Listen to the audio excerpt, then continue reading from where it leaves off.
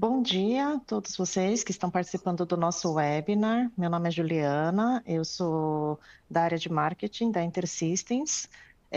Hoje a gente vai apresentar um pouco com o Gerson Saito, Sales Engineer aqui da InterSystems Brasil, um pouco desse conceito de Data Fabrics, usando com inteligência artificial generativa. E se alguém tiver alguma dúvida, comentário, tá? Pode mandar aqui no chat para a gente. Passar a palavra aqui para o Gerson. Bom dia a todos. Como a Juliana falou, meu nome é Gerson Saito, tá? Eu sou Sales Engineer aqui da InterSystems. Eu já adianto, eu estou um pouco resfriado, então a minha voz está um pouco diferente. Eu posso dar uma engasgada no meio do webinar, então me desculpem já de forma antecipada, tá? Então, o tema de hoje nós vamos falar sobre Data Fabrics e a generativas, ok? São dois temas que estão em muita atenção no mercado atualmente, tá?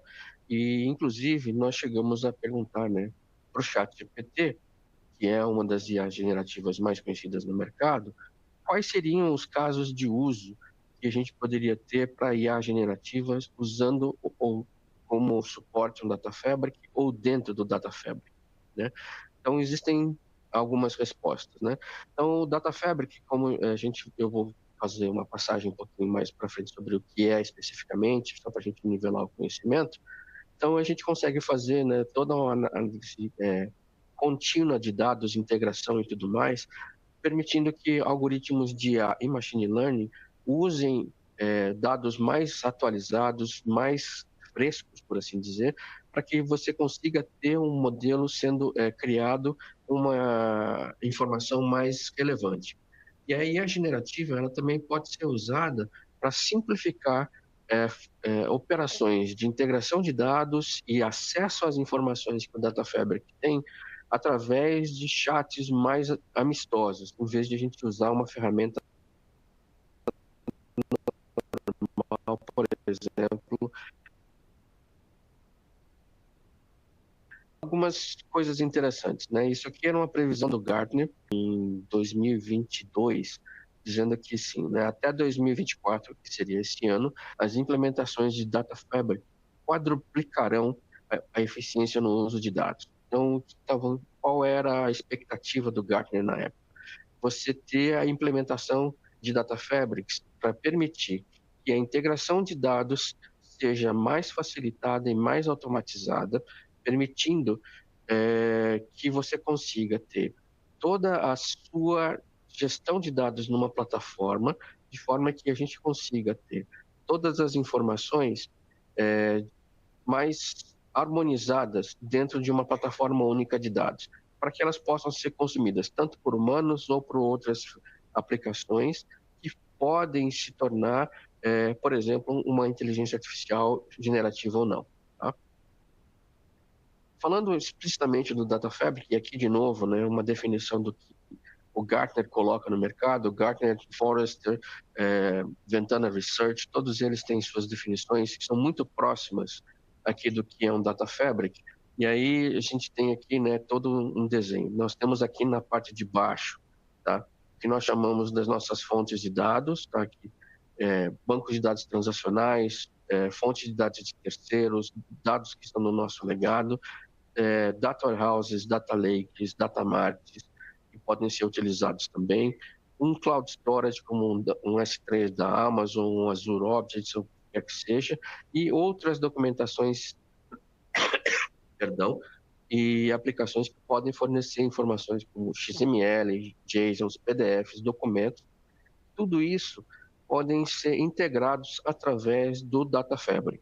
O Data Fabric ele é uma camada de integração de dados, é uma arquitetura, né, onde nós temos como fazer toda a conectividade e a integração desses dados de uma forma mais harmônica para que nós consigamos fornecer para os consumidores dessa informação um dado mais consistente e já harmonizado. Então, por que é tão importante, né, a gente adotar um Data Fabric nesse momento, tá? Primeiro, né, do ponto de vista de negócio, é porque os usuários menos técnicos das corporações, sejam pessoal da área de marketing, pessoal da área de vendas, pessoal, perdão, novamente, que não são exatamente versados em tecnologia de acesso de dados, possam encontrar e acessar dados de uma forma que já estejam integrados e harmonizados, permitindo que os especialistas de negócio, e aí até nós estamos falando, por exemplo, de especialista de marketing, especialista da área de vendas, consigam consumir esses dados de uma forma mais natural, reduzindo com isso o tempo do ciclo de vida de acesso a essas informações. Uma outra perspectiva em relação à área que nós chamamos de CDAO, Chief Data and Analytics Officer, né, que são as áreas responsáveis por toda a área de gestão dessas informações, que tem como grande ponto de vantagem, né, assim, a produtividade, que é a maneira de você transformar, de ser mais produtivo em fornecer dados para o resto da corporação. E a otimização de custos, obviamente, também é muito importante. Uma pesquisa de 2022 que a InterSystems fez com os nossos clientes mostra que, em média, tá, as equipes de TI dos clientes pesquisados estavam despendendo entre 25% a 50% do seu tempo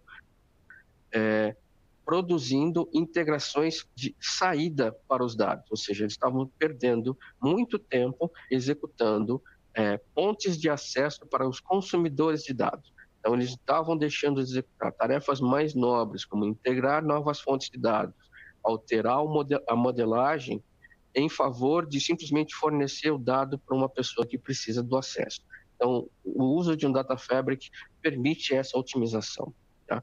Do ponto de vista da organização como um todo, um Data Fabric que tem lá como uma das suas funções ser a sua fonte única de informação da sua verdade, ela aprimorar a comunicação e agilizar o trânsito da informação ao longo de toda a companhia. Tá? Um dos exemplos que nós temos de implementação de Data Fabric é de um parceiro nosso chamado HealthPix, que é uma empresa dos Estados Unidos, ele é um agregador de informações de saúde. Tá? Esse parceiro da InterSystems, ele é um hub de agregação de informações de saúde de pacientes. Tá? Hoje eles agregam aproximadamente 20 milhões de pacientes nos Estados Unidos, trazendo informações de prestadores de clínicas, de hospitais e exportando essas informações para seguradoras, farmácias, novos planos de saúde de uma forma consistente. Quais eram as necessidades? Né? Vocês tinham como ter, por exemplo, alertas em tempo real na época da Covid, por exemplo, sobre alertas populacionais, monetização dos produtos e tudo mais. Então, é uma empresa que é especializada em compartilhamento de dados de saúde. Obviamente, tudo que eles fazem é regido também por regras de privacidade. Né? Então, tudo que é feito em cima dessa solução, que é montada em cima de InterSystems Iris com Data Fabric, ela tem também uma plataforma de gestão de permissões. Né? Então, você precisa ter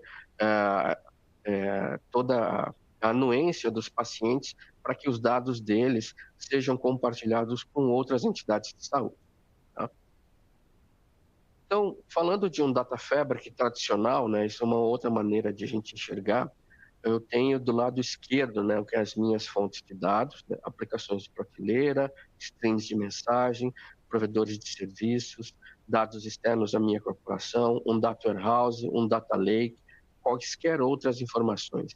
Do lado direito do gráfico, eu tenho os consumidores, né? Então, eu tenho ali os usuários de negócio, cientistas de dados, área de relatórios, ferramentas analíticas e novas aplicações.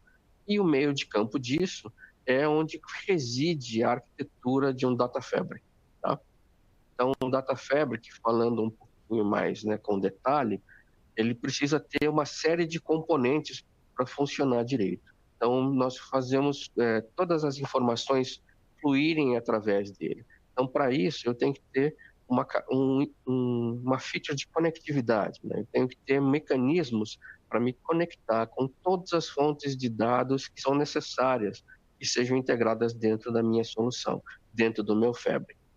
Então, eu preciso conectar, por exemplo, com um banco de dados terceiros, com um stream de mensagens, eu preciso conectar com um Object Store que está na cloud, eu preciso conectar com arquivo CSV, eu preciso conectar com um data warehouse ou um data lake que já existe. E tudo isso tem que ser feito com segurança. Então, eu tenho que ter controle de credenciais de acesso para essas conectividades acontecerem.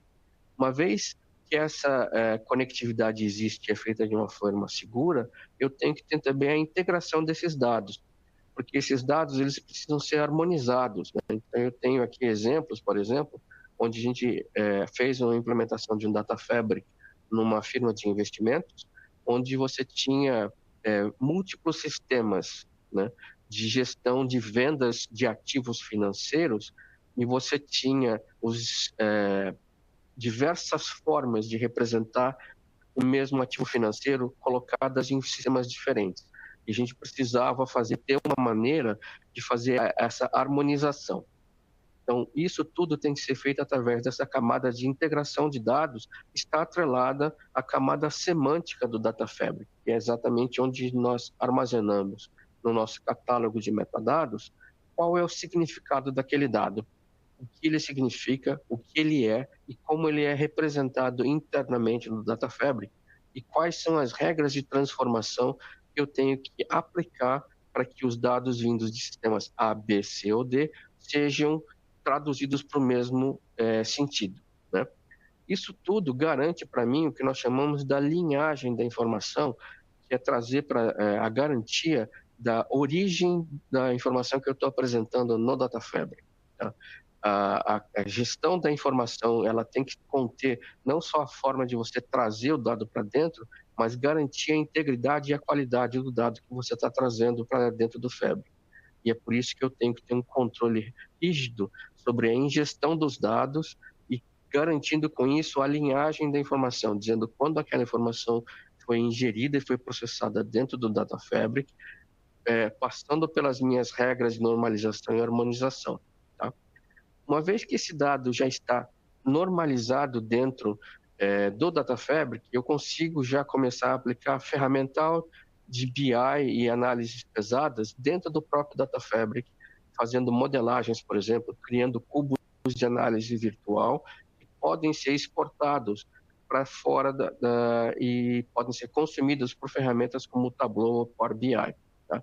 Dentro do Data Fabric eu também tenho, né, exploração de dados, tá? Então eu tenho ferramental de exploração e eu posso acionar também modelos de machine learning dentro do Data Fabric. Por isso nós chamamos a nossa implementação de um Smart Data Fabric dentro da InterSystems.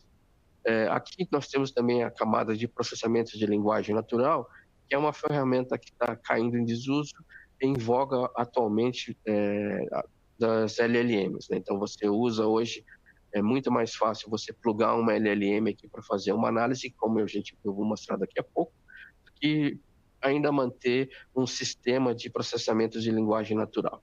Tá? E queries analíticas. Tudo isso para que os meus consumidores de dados que estão do lado direito tenham acesso a uma informação que já está pré-tratada, pré-modelada, permitindo que eles tenham os usos das informações mais atualizadas possíveis e já harmonizadas de todas as fontes internas da minha corporação. Um dos outros exemplos que nós temos aqui é um outro cliente chamado Harris Associates, onde ele precisava fornecer para a mesa de operação, essa é uma empresa de gerenciamento de fundos financeiros, é uma firma de investimentos, tá? Eles têm hoje aproximadamente 100 bilhões de dólares de ativos sob sua gestão e tem um portfólio enorme de produtos e esse portfólio ele precisava ser atualizado para a mesa de operação. Antes da implementação de um Data Fabric, tá? Esse portfólio, esse relatório, ele passava por uma série de processamentos através de planilhas, extrações de dados, etc. E você demorava um mês para fazer a atualização nesse reporte. com a implementação de um Smart Data Fabric usando a tecnologia da InterSystems, esse mesmo relatório que demorava um mês para ser executado, ele pode ser executado múltiplas vezes dentro do mesmo dia, até uma vez por hora, permitindo que a mesa de operação tenha uma posição muito mais atualizada sobre a posição de investimentos e posição de riscos de tudo que está sendo negociado dentro da gestão de fundos. Então, aqui no canto direito, nós temos o CTO da Harris Associates, Jay Amaraj, onde ele fala, assim, o mais importante, ele fala o seguinte: eu trabalho com dados há 25 anos e ele já testou de tudo, entre data warehouses, data lakes, e finalmente encontrou alguma coisa que traz resultado imediato e que funciona. Então, ele é um dos nossos grandes usuários. E aqui, esqueci de falar no caso anterior, eu tenho um código QR Code que vocês podem escanear que vai ligar a nossa página na InterSystems, onde vocês têm mais detalhes sobre o estudo de caso deles. Tá?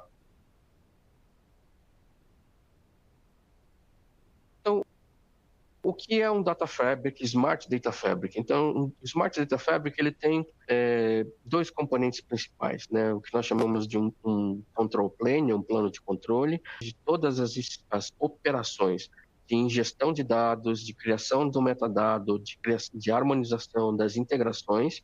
E em cima desse control plane, eu tenho um plano de dados, que é o data plane, que é onde o dado efetivamente reside, né?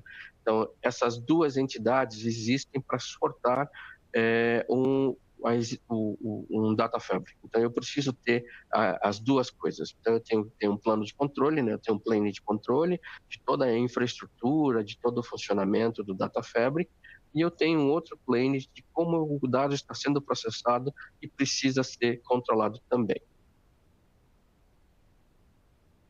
Então, esse também é um outro exemplo, tá? Um cliente nosso chamado Broadridge, onde ele tinha como missão encontrar um fornecedor para que ele criasse um data fabric corporativo. Então, esse é um cliente que ele sabia que um data fabric não era uma coisa que você comprava numa prateleira, ligava dentro de casa e ele saía funcionando. Ele sabe que você precisa desenvolver um data fabric. Então, ele foi atrás de múltiplos fornecedores de dados, tá? Múltiplos fornecedores de tecnologia para a criação de data fabrics. Por várias fontes de dados, de vários mecanismos, ele chegou até a InterSystems. Tá? Num dado momento do desenvolvimento do data fabric da Broadridge, eles estavam sendo atendidos pela AWS e a AWS tinha proposto para ele uma arquitetura usando um full stack AWS, usando aí algumas informações como um AWS Aurora, um Redshift, um DynaDB, Redis, um Elasticsearch, etc. Tudo isso usando tecnologia já hosteada na AWS. Quando a AWS apresentou esse projeto para a Broadridge, o footprint necessário de infraestrutura entre EC2, storage e tudo mais chegou num ponto que era impraticável para a Broadridge. O projeto não parava de pé. Tá? A AWS, como é parceira da InterSystems, nos chamou para essa oportunidade, tá? E nós substituímos todo o stack AWS por InterSystem Iris, onde nós tivemos 9 vezes a performance usando apenas 30% da infraestrutura original. Então, um dos pontos interessantes aqui é saber que o InterSystems Iris é uma tecnologia de altíssima performance, altamente otimizada para esse uso, e nós temos a capacidade de implementar um data fabric usando o full stack na nossa solução. Tá? Não é necessário mais nenhuma outra ferramenta externa. Aqui, apenas a termos de comparação, né, onde nós temos diversos componentes que podem ser comparados aí entre a AWS, entre Azure e tudo mais. Perdão. Então, eu tenho, por exemplo, aqui um banco transacional.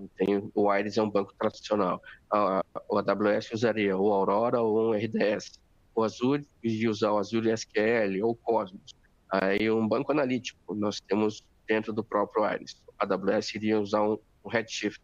Um banco de chave-valor, Key Value Pair, o Ares também tem esse suporte. A AWS iria usar um DynamoDB, um banco de documentos. A gente iria usar na AWS um DocumentDB, um banco in-memory. O Ares também tem a capacidade de ser um banco in-memory. Ele iria usar um Elasticsearch e assim por diante. Então, a gente pode entender que os diversos componentes necessários aí para montar um full stack, né, de um Smart Data Fabric iriam requerer a interligação e uma coxa de retalhos muito grande tecnologicamente. Em comparação, o InterSystem Iris ele consegue atender praticamente todos os requisitos, tá? Permitindo que a gente execute todas as funções necessárias dentro do mesmo engine, dentro da mesma solução. Então, quando nós falamos, né, exatamente de um Data Fabric, nós precisamos lembrar de novo que eu tenho que primeiro pensar em como conectar, tá, toda a minha área de dados, trazer as informações das diversas fontes, coletando também dados de fontes externas através de mecanismos de interoperabilidade, refinando, né, os dados de uma forma que eu consiga harmonizar tudo isso e utilizando análise com BI, utilizando o ferramental de BI dentro da mesma plataforma, ok? Então, primeiro capítulo, falamos do que era Smart Data Fabric. Agora nós vamos falar um pouquinho sobre as LLMs, que é outra coisa que está muito em voga. Então, conceitual, desculpa se eu vou falar muito batendo óbvio, mas primeiro, LLM é mágica? Não, não é mágica. Tá? São modelos treinados em uma variedade de dados e são geradores de sequências para sequência, que nós chamamos dentro da área de análise de dados, né? Eles normalmente precisam de enormes requisitos de hardware para executar, tá? E tem uma alta performance. Mas tudo isso tem alguns custos, né?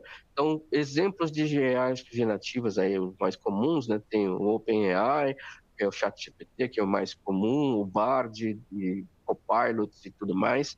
E são esses modelos que eles são chamados LLM, ou Large Language Models, porque eles usam ferramentais de indexação em cima de textos, em cima de vídeos, em cima de vozes, para que você consiga entender qual é aquele conhecimento e trazer uma forma de fazer buscas naquele conhecimento de uma forma mais interativa, né? Então, de uma maneira muito simplista, é isso que as LLMs fazem, tá?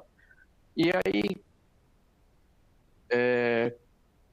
como que os dados funcionam? Os dados que estão armazenados dentro que estão aí na nuvem, né, por assim dizer, os dados ajustados com o feedback de um ser humano. Então, por exemplo, você vai lá, pega um site como o Wikipedia, por exemplo, onde você tem contribuições de diversos autores, e nem todos os autores são autores verificados, né?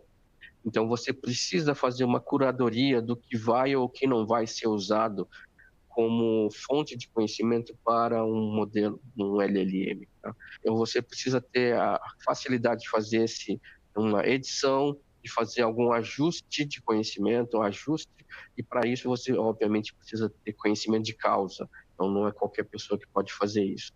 Dumps de dados de fontes públicas, como, por exemplo, enciclopédias, dicionários e tudo mais, né? E tudo isso passa para um modelo de treinamento que tipicamente usa milhares ou até dezenas de milhares de GPUs, né, de processadores pesadíssimos, para criar essas modelagens e criar o que nós chamamos das tokenizações, que podem ser usadas para fazer as buscas nos nossos modelos. Então, o ChatGPT 3.5, né, ou o ChatGPT 4, ele tinha uma data de corte que ia até janeiro de 2022. Então, qualquer coisa que foi publicada na internet depois dessa data, o ChatGPT 4 ele não sabe que existiu, não sabe que aconteceu, tá? E ele também tem, obviamente, um número limitado de tokens de busca. Então, os tokens são como as perguntas textuais são traduzidas. Então, quando você escreve uma pergunta qualquer dentro de um chat GPT, perguntando sobre algum assunto, existe um mecanismo que transforma a sua pergunta em tokens, tá? E esse mecanismo são chamados de embeddings, onde esses tokens são utilizados para fazer as buscas dentro da base, tá? Então, existe um número limitado de tokens de entrada e saída, tá? Associado às LLMs, um outro mecanismo muito comum é chamado aí do Retrieval Augment Generation, ou RAG, né? E é um mecanismo que foi criado essencialmente para suplementar as LLMs.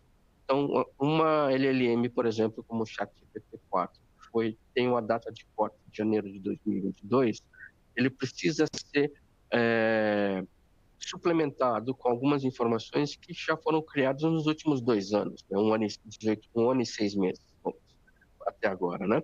Então, como que você faz essa suplementação? Essa suplementação, uma das maneiras de você fazer isso é através de uma arquitetura de RAG, né, que é o Retrieval Augmented Generation. Então, como que isso funcionaria? Você pega uns dados novos, e aí pode ser dado novo que está público na internet, ou então uma base de conhecimento proprietária, você não tem como expor na internet, e você pega os seus dados e faz o que nós chamamos do splitting, que é criar os seus chunks ou parágrafos ou pedaços de dados que fazem sentido como base de conhecimento, e através de um mecanismo chamado embedding, que é você executar a tokenização daqueles textos, armazenar o resultado disso num banco de dados de vetores. E aí entra o primeiro conceito mais matemático da brincadeira. Para quem estudou engenharia, matemática, alguma coisa nesse ramo, sabe que o vetor é um indicador que, na maioria dos casos, nós fazemos em 2 ou 3 dimensões. Ele tem um ponto de origem, um ponto de destino e aponta para um ponto no espaço. Quando você entra para essa área de LLMs e RAGs, os vetores eles passam a ter mais do que 3 dimensões.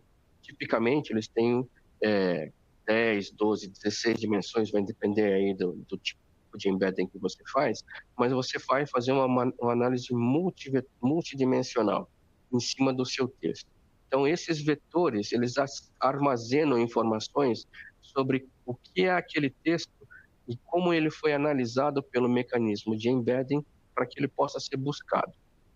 E aí isso fica armazenado. E aí quando um usuário entra no ChatGPT ou em alguma outra LLM e faz uma pergunta, o RAG é utilizado da seguinte forma: a pergunta dele passa pelo mecanismo de embedding, cria e obviamente um novo vetor, e esse vetor ele é comparado com a minha base de conhecimentos que foi criada aqui em cima. E a partir desse momento, ele encontra lá dentro o que nós chamamos das similaridades. Então, eu encontro respostas ou conhecimentos que estão dentro da minha base de conhecimento particular ou da minha base nova, e essas informações são trazidas para o meu Data Fabric. E a partir do momento que isso vai para dentro da análise de prompt, pelo prompt engineering da LLM, ele é retroalimentado com aquilo que veio do RAG. A partir dali, o RAG, o LLM, ele vai levar em consideração a base de conhecimento que ele já tem, que no caso do ChatGPT era indexada até janeiro de 2022, e também as informações novas que foram trazidas através dessa vetorização em cima que o RAG trouxe para ele.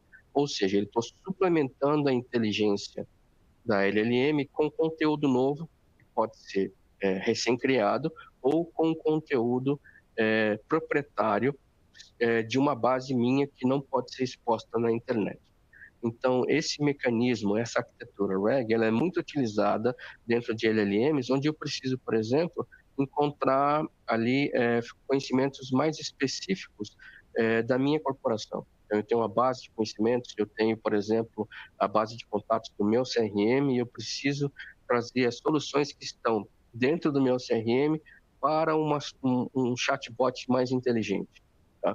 Então, eu trago essas informações utilizando, por exemplo, essa arquitetura de um RAG. E aí, como que nós usamos as duas coisas juntas, né? Como eu uso um Smart Data Fabric e AI generativo? Como que a gente pode fazer? Então, nós classificamos as possibilidades em 3 casos, né, principais. Melhorar a experiência do usuário, tá, dos consumidores do Data Fabric usando IA generativa. Um segundo caso, como melhorar as operações internas do Data Fabric usando IA generativa. E um terceiro caso, que é como facilitar a vida dos meus desenvolvedores usando IA generativa. Então, vamos olhar cada um deles nesse momento. Então, num primeiro ponto, dos consumidores de dados, como melhorar o acesso ao dado que o Data Fabric tem para os usuários que não são versados em tecnologia, né? Então, eu tenho, por exemplo, a facilidade de criar um chatbot para que ele faça análises ou buscas dentro das minhas bases de dados, sem que eu tenha que conhecer SQL, sem que eu saiba codificar um SQL, ou utilizar linguagem natural também para fazer uma análise de BI e fazer uma exploração de dados através de um diálogo, tá? E é o que eu vou mostrar aqui para vocês neste momento. Então, esse aqui é um exemplo, tá? De uma feature que nós estamos desenvolvendo internamente hoje dentro do InterSystems Iris, onde nós chamamos esse cara aqui um Iris SQL Assistant, esse é o nome ainda que está, né, sub júdice, tá? Onde eu vou, através de um diálogo, desculpe estar em inglês, tá? Porque foi filmado lá, então eu não consegui traduzir, onde eu faço umas perguntas, tá? Então, esse assistente, ele entende o esquema de uma base de dados ou de um modelo de dados que a gente está publicando, que ele está conhecendo, e eu estou fazendo perguntas textuais. Então, a pergunta primeiro, qual é o valor total das posições da Brianna Piercing, na conta da Brianna Piercing? Então, ele vai entender que Brianna Piercing é uma pessoa, que é um cliente, e esse cliente tem produtos comprados, ativos financeiros, no caso, e ele volta uma resposta. Ó, olha, o valor total das posições da Brianna Pierce é X, é um valor em dólar. Então, ele foi buscar as informações dos ativos financeiros que estão registrados, valor corrente, foi fazer todas as transformações e trouxe um valor totalizado. E aí eu pergunto em seguida, a segunda pergunta, quais são as posições na conta da Brianna Pierce? Notem que aqui eu não disse o nome dela de novo. Eu estou no contexto da mesma conversa, do mesmo jeito que eu faria com o ChatGPT. Ele entende que eu estou falando da mesma pessoa. Eu simplesmente perguntei quais são as posições na conta dela, né? E aí ele trouxe de uma forma mais tabular, porque aí faz mais sentido, quais são os ativos financeiros que ela tem de uma forma mais linear, mostrando quais são os códigos das ações, o volume que ela tem, o preço médio e o valor total daquilo no ponto de vista do mercado. Então, esse é um exemplo de como que nós poderíamos interagir de forma mais natural, tá, com um banco de dados para fazer a exploração. Tá?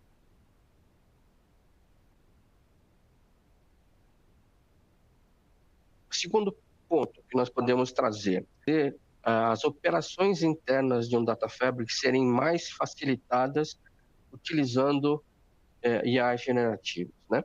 Então, os outros pontos que nós estamos trabalhando é o uso de coisas como copilotos, né? Para auxiliar os administradores de Data Fabric a criarem transformações, pipelines de dados, conectores, geração de texto, resolução de entidades, criação de metadados, catalogação, rastreamento de linguagem, harmonização de dados, verificações e tudo mais. Então, aqui eu também vou mostrar para vocês um outro exemplo, tá? Onde eu tenho um outro chatbot interno, e nesse chatbot aqui, de novo, ele está gravado em inglês, porque foi produzido lá, eu estou pedindo para ele criar uma DTL, que é uma Data Transformation Language, né? Ou seja, um trecho de código, para traduzir uma mensagem que é um HL7 2.4 específico para um HL7 2.4 padrão. Eu estou dando para ele também algumas diretivas, né? Eu tenho que ter que a aplicação de entrada chama-se Nikolai, facility, ou seja, de onde está vindo a informação, chamada de ESC, e eu tenho uma aplicação chamada OnBase, que é onde vai receber isso tudo. E eu pedi para ele criar um loop fazendo a recepção desse dado. Ele gera para mim um textinho de código, e esse código, quando importado dentro do InterSystems Iris, ele vai trazer para mim automaticamente esse mapeamento de dados que está ali embaixo. O InterSystems Iris ele já possui hoje, tá, um ferramental que é muito low code, tá, para a gente fazer toda essa área. Porém, existem limitações do que a interface gráfica me permite fazer. Então, eventualmente, eu preciso sair da interface gráfica e executar algumas operações usando uma linguagem de programação que é a DTL. Para isso é que a gente está investindo na criação desse Copilot, por exemplo, onde eu faço a transformação de dados de uma forma mais nativa, mais natural, permitindo que eles façam isso de uma forma mais tranquila. Tá? O último ponto seria como os nossos desenvolvedores, que é desenvolvedores de aplicação, podem usar a IA generativa através para consumir dados do Data Fabric. E aí nós estamos falando, obviamente, da área de embedding de vetores, de arquiteturas como RAG, orquestração de múltiplas LLMs, ajustes em LLMs, processamento de modelo de linguagem natural e assim por diante. E neste ponto, deixa eu carregar aqui, eu tenho um exemplo, tá, usando um produto da InterSystems, que é o HealthShare. Tá? Então, eu tenho aqui uma tela do nosso produto, e esse é um produto, e é uma demonstração que foi feita no último Global Summit, agora no maio, maio, né? Nós passamos agora, e eu vou mostrar para vocês o que estaria sendo feito. Então, esse aqui seria a ideia que você seria um médico, está fazendo um atendimento de um paciente que você não conhece e está pedindo aqui algumas informações sobre os fatores de riscos de um paciente para um problema, uma síncope. E você tem aí a análise do LLM olhando todos os registros. Essa aplicação, esse AI Chat, ela foi desenvolvida rapidamente, tá? Através de um ferramental permitiu a integração de múltiplas LLMs consumindo as informações que já existem na base de informações do produto HealthShare. Tá? Então, a gente tem lá todo um trabalho, e aí, de novo, é a arquitetura RAG que está sendo utilizada, em conjunto com o LLM externo, que vai fazer todo o processamento das perguntas e como ele está escrevendo essas respostas de forma textual para que o usuário, que o médico, consiga entender isso de uma forma mais tranquila. Ao invés de ele ler resultado de exames secos ali, de uma forma assim, muito impessoal, ele recebe um resumo de texto que a LLM processou sobre as informações que estão armazenadas naquele paciente, sobre os riscos que eles têm de um ataque, por exemplo. Tá? Então, resumindo, aqui a gente tem vários problemas complexos na área de gestão de dados, com que o Smart Data Fabric e uma IA generativa podem trabalhar muito bem juntos. Tá?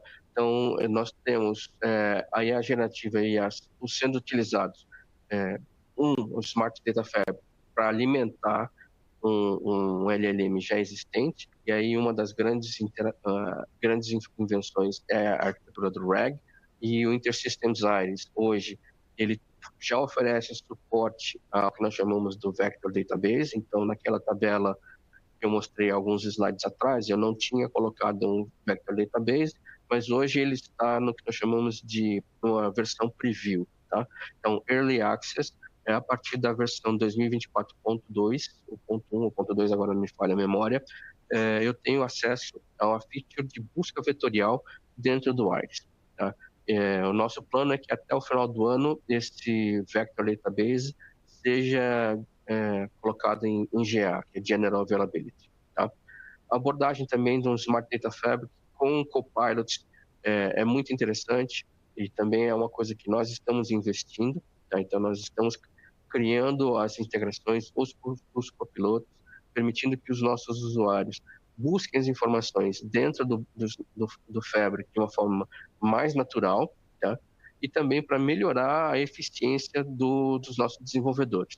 Então, tudo isso está sendo trabalhado, tá ok?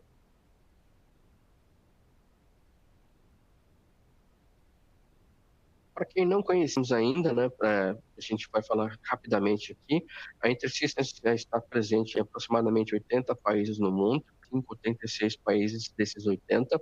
Tá? Os países que são pintados em cor mais clara é onde nós hoje temos presença, temos instalações. Os países que estão em cor mais escura são países que nós hoje ainda não temos presença. Então, a América é uma empresa multinacional de origem americana, tá? Onde nós trabalhamos com tecnologia, e nós somos hoje responsáveis por processar 60% das transações financeiras do New York Stock Exchange. Né? Então, das transações das grandes operadoras do New York Stock Exchange, JP Morgan, Bank of America, Chase Manhattan, etc., 60% desses grandes clientes, desses grandes operadores usam tecnologia InterSystems em algum lugar. Nós também gerenciamos hoje dados de pacientes de mais de 2 bilhões de pessoas do planeta. Tá? Então, nossos sistemas de saúde estão hoje gerindo informações de saúde de praticamente um terço da população, um pouquinho menos de um terço, 20% da população. Hoje nós estamos quase em 8, 9 bilhões, 25% da população do mundo. Tá? Rastreamos também 20 milhões de containers espalhados no planeta. Então, a MSC, por exemplo, um dos nossos clientes, rastreia a posição dos containers nos diversos navios que estão transitando pelos oceanos, utilizando a tecnologia da InterSystems. Tá? Então, nós somos um líder global na área de gerenciamento, integração e análise de dados, temos altíssimo desempenho e escalabilidade horizontal e vertical, com funções de interoperabilidade e confiabilidade que são incomparáveis. Temos clientes nossos que estão com a nossa tecnologia há mais de 40 anos. Tá? Abram parênteses, a InterSystems hoje tem 46 anos de existência. Tá? Então, nós temos clientes globais e parceiros espalhados em todo o mundo. Okay? Com isso, eu estou terminando agora. Eu fico aberto aí se alguém tiver alguma pergunta, o chat está disponível, fiquem à vontade de fazer alguma pergunta, se tiver alguma coisa que eu passei muito rápido, por favor, fique aberto o chat aí para vocês.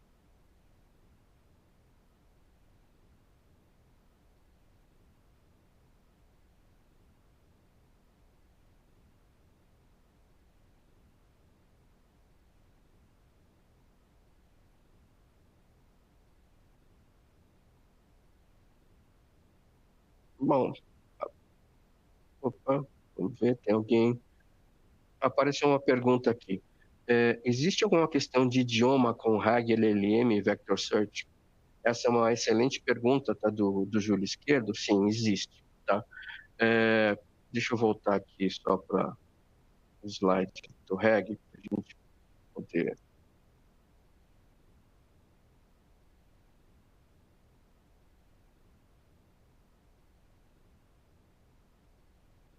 Aqui. É uma pergunta muito boa, Júlio. Por quê?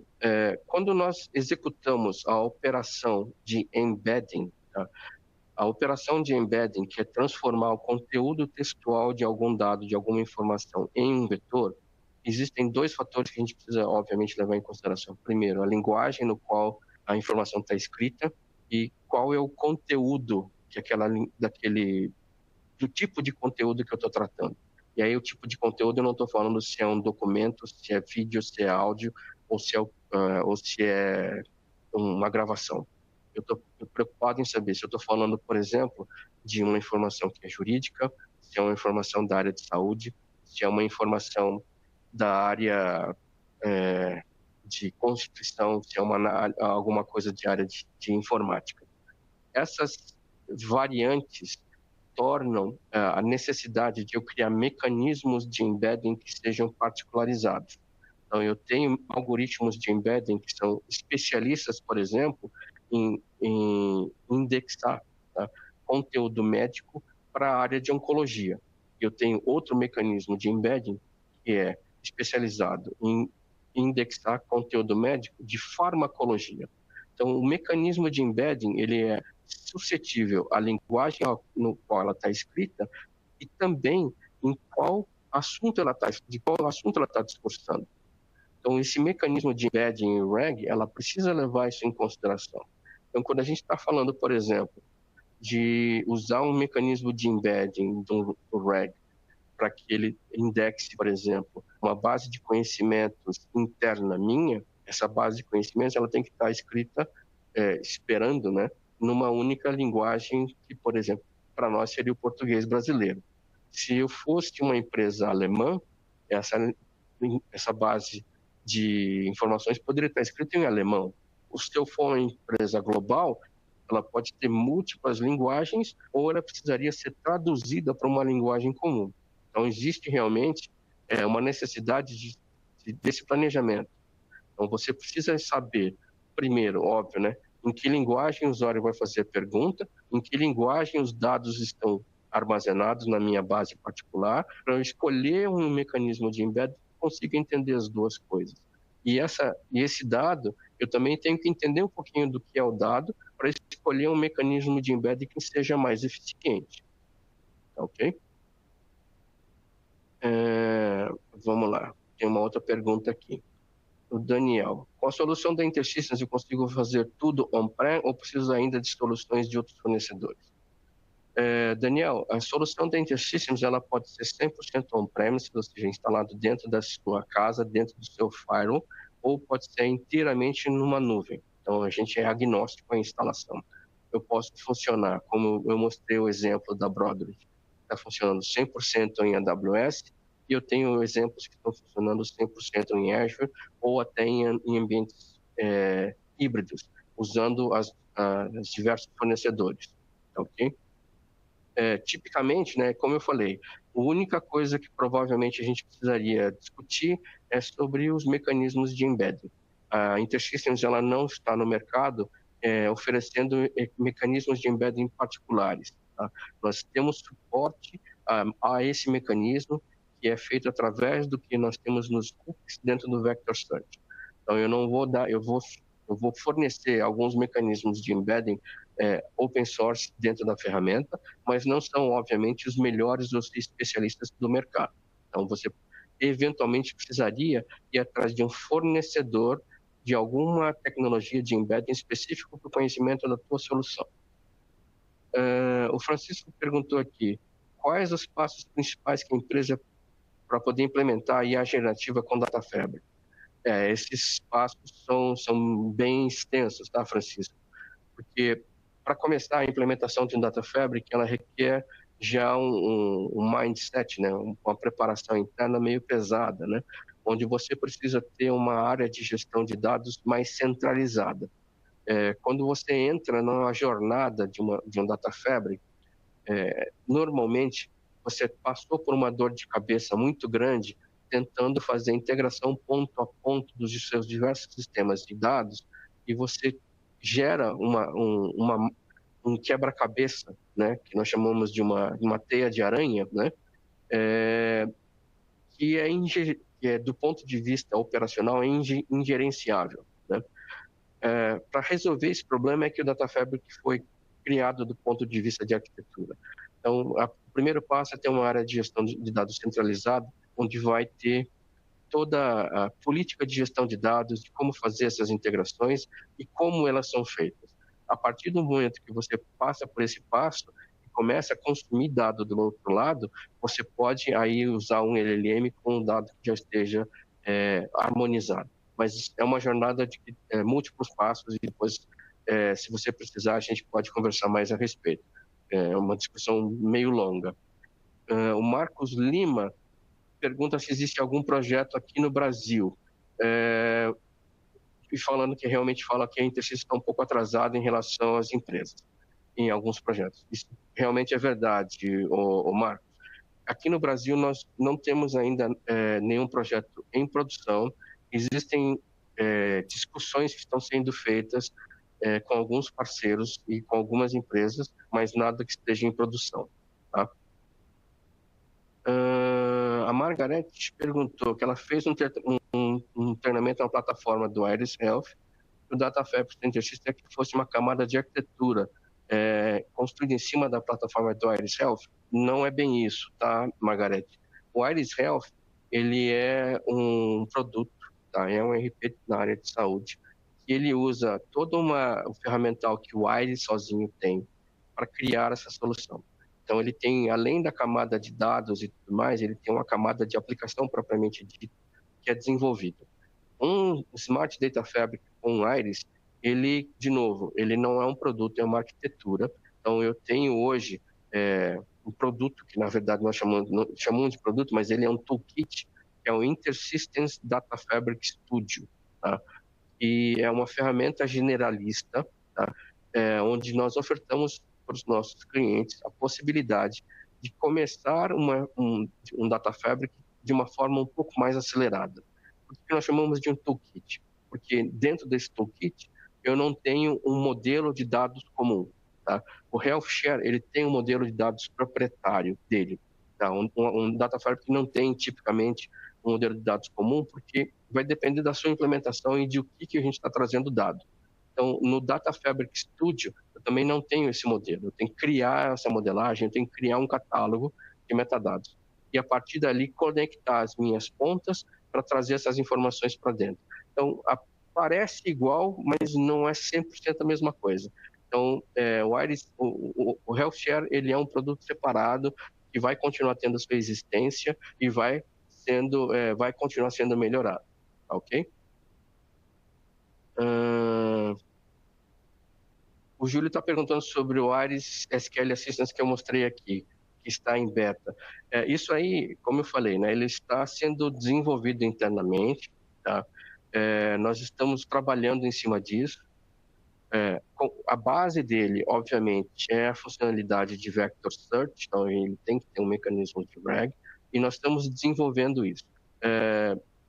No primeiro momento, existem ainda algumas discussões de quando isso estaria sendo liberado para acesso genérico. Existem algumas discussões de como isso pode ser feito. Uma das possibilidades, que ainda não está fechada, é a gente publicar isso dentro do Open Exchange. Tá?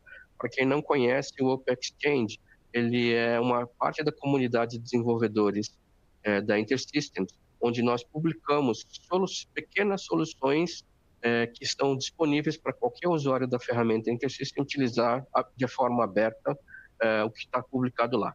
Então, nós estamos pensando, uma das possibilidades é publicar aquilo como um modelo, um pacotinho do Open Exchange, mas isso ainda não está finalizado, tá? Isso ainda está sob discussão. A